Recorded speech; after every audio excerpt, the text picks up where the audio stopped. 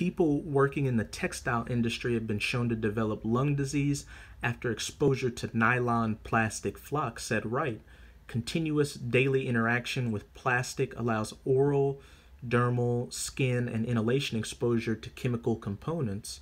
The potential for microplastics and nanoplastics so small they cannot be seen by the naked eye to cause harm to human health remains understudied, she said.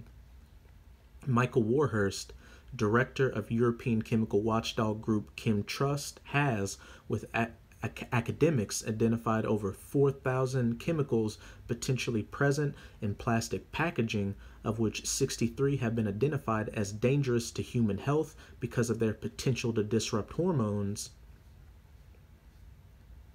Many chemicals used in plastics have not been tested for their endocrine disrupting effects, Warhurst said.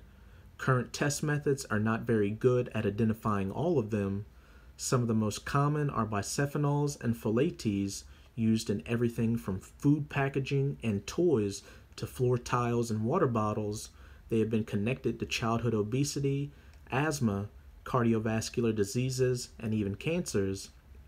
That's it with this article, but point blank period, the earth has languished ever since it's been given into the hands of you Edomites, the so-called white people. And I'm going to go to Isaiah chapter 14. I'm going to start at verse 5. Yahweh hath broken the staff of the wicked, Esau, Edom, the wicked whom the earth has been given into the hands of, as pursuant to Job 9 and 24, and the scepter of the rulers, he who smote the people in wrath with a continual stroke, he that ruled the nations in anger is persecuted, and none hindereth. He that dropped atomic bombs on Japan, as well as caused all these proxy wars to overthrow democratically elected governments instead of puppet governments, as well as proliferate all these plastics into the environment, causing all these nano and microplastics to negatively affect human health, is persecuted, and none hindereth. The whole earth is at rest and is quiet. They break forth into singing. Yeah, the fir trees rejoice at thee, and the cedars of Lebanon, saying, since thou art laid down, no feller is come up against us.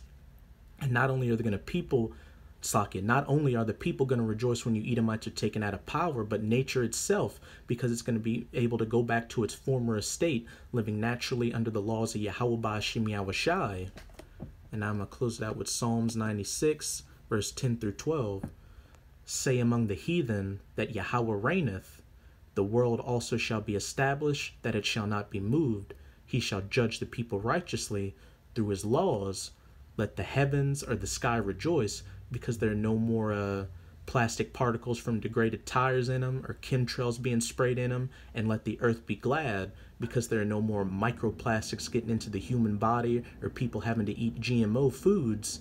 Let the sea roar and the fullness thereof, because there are no more plastics or toxicants flowing through the ocean, causing the marine wildlife to kill itself, such as these whales beaching themselves on the shore.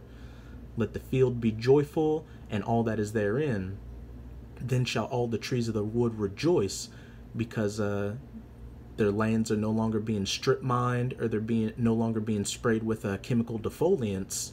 So brothers, just keep strong and keep pushing this word, because the more we push the vibration of Yahweh Ba'ashim Yahushai out there, the closer it brings Esau's rulership to an end. So with that, I'm going to say Abba Babal, Kwam Yasharala. Until next time, Shalom.